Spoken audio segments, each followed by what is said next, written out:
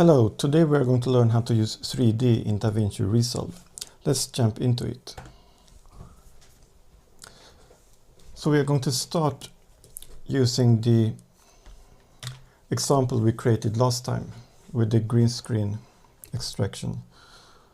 And we want to put this into 3D space. And for this we are going to need to project our image onto a three-dimensional card. So let's start and create a card. So shift space and then image plane 3D. And let's connect this to our media in.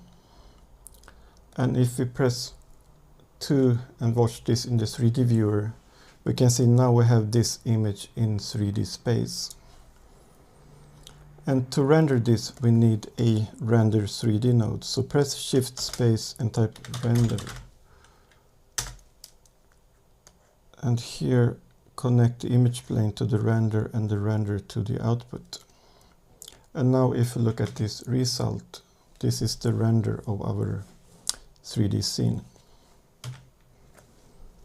This is still not very interesting, so let's add some more elements.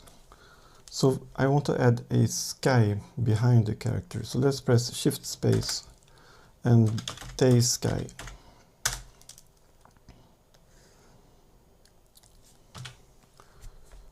And put this also on an image plane. So shift space, image plane 3D. And move the sky to the image plane. And now this image and the image plane is in the same space, but we also need to merge these two together. So let's create a merge 3D node.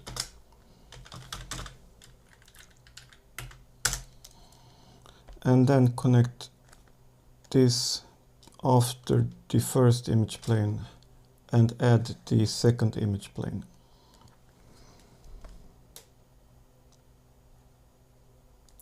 And if you look at this, you can see that the person and the sky is overlapping. So let's move this guy back a little bit. So go to the image plane of the sky and move it back in Z. And make it bigger using this scale. And we can move it back maybe a little bit more. And now we want to have a camera. So let's press shift space and type camera 3D.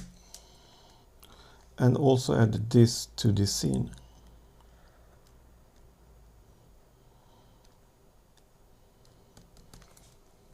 And now if you look at the merge 3D,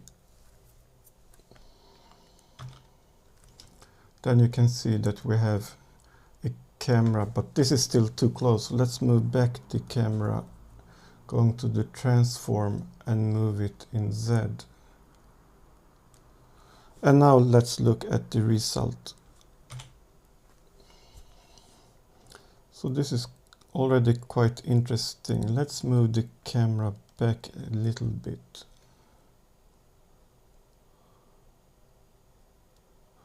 Okay,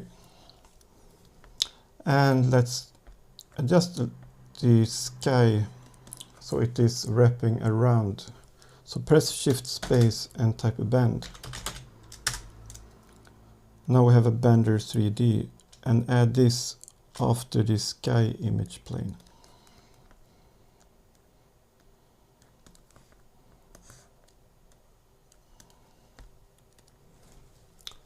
And change the axis to X and the angle to 90.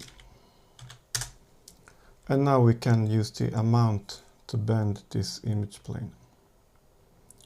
This is still a little bit close, so let's move the image plane back a little bit.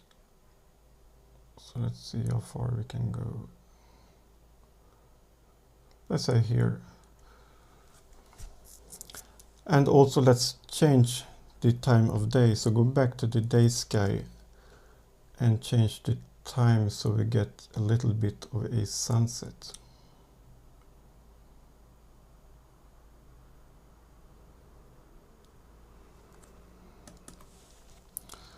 So this is the result we have at the moment.